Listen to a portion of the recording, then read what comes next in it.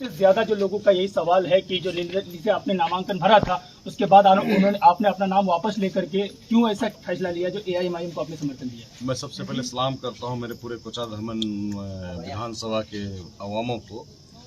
और सबसे बड़ी बात जो आपने मुझे पूछा कि हमने आखिर निर्दलीय से अपना नाम क्यों वापस लिया।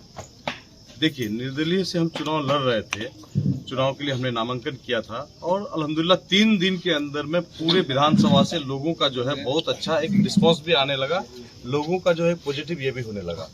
लेकिन कहीं न कहीं हमारे जो है कुछ बुजुर्ग लोग थे, हमारे कुछ जो है गार्जियंस थे और हमारे जो पूरे विधानसभा क्षेत्र के जो हमारे बुद्धिजीवी लोग थे, उन लोगों के द्वारा जो है हमें जो है एक बार कहा गया कि कुछ भी फैसला लेने से पहले एक बार कम से कम सोचिए।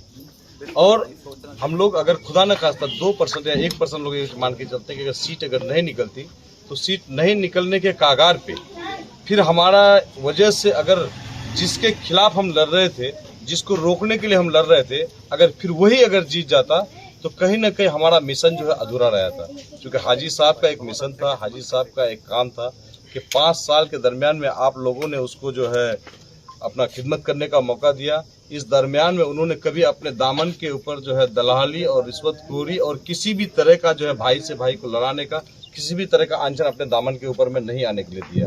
तो उसी चीज़ को रोकने के लिए हम लोगों ने मैंने ये काम किया। और जब तक हम लोग जो है यहाँ से जो है अपने सीमांचल से अपने कोचाधामन से जब तक हम लोग दलालों को मुक्त नहीं कराएंगे, ये अज़म है मेरा। और इंशाल्लाह इस तरह की लड़ाई लड़ने के लिए हमें अगर 100 बार अपने आप को कुर्बान होना पड़े तो मैं उसके लिए भी तैयार। मुजाहिद आलम जो अपने आप को कहते हैं कि कोचाधामन में हम एक तरफा लीड कर रहे हैं, उसके बारे में आप क्या कहना चाहेंगे? सबसे पहले मैं आपको बता दूं कि दूसरे के जमीन पे आकर के आज जो है वो कब्जा जमाना चाहते हैं। आप लोग खुद जानते हैं कि जब इजहार एसपी साहब ने एमआईएम ज्वाइन किया था तो उस समय एमआईएम का पोजीशन जो है पूरे कोचाधामन में क्या था। फिर उन्होंने मेहनत करके जो है एमआईएम को इतने ऊपर लेके गए और जाने के बाद अल्लाह ताला जो उसको अजर भी दिया। उसी तरह से आरजेडी भी पे जो है कोचाधामन के अंदर में क्या था। पिछले चुनाव भी आरजेडी ने यहाँ से चुनाव लड़ा था, लेकिन आप लोगों को बखूबी पता था कि आरजेडी जो है कहाँ पे आके सिमटी थी।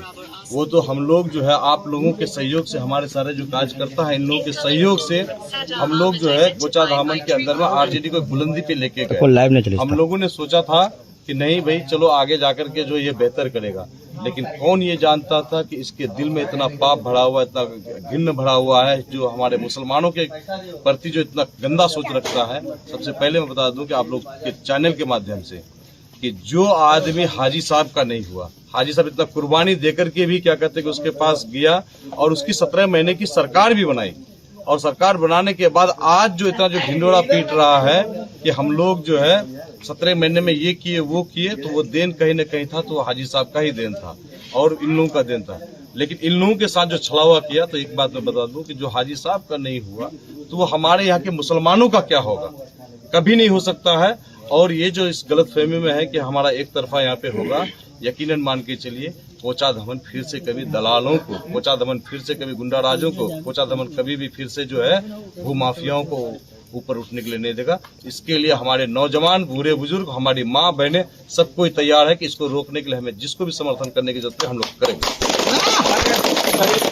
एक आखिरी सवाल ये है कि यहाँ की कोचाधामन के लोग ये जानना चाहते हैं कि असदुद्दीन ओवैसी कोचाधामन की सरजमीन में किस दिन आ रहे हैं? जी, हमें जानकारी मिली है जिस तरह से कि वो जो है 30 तारीख से उनका प्रोग्राम पे स्टार्ट है। 30 तारीख को पहला प्रोग्राम का जो शेड्यूल बना है, अभी उसका जो है डायग्राम आ जाएगा। वो रहमत पारा के पास जो है बुरीमारी और रहमत पारा के बीच में इंशाल्लाह उनका प्रोग्राम वहाँ पे होना सकता है पाया है। और इंशाल्लाह आप सबों को मैं आपके चैनल के माध्यम से दावत देता हूँ कि सब लोग उस दिन 30 तारीख के दिन वहाँ पर आएँ और उनका सभा को जो है कामयाब बनाएं।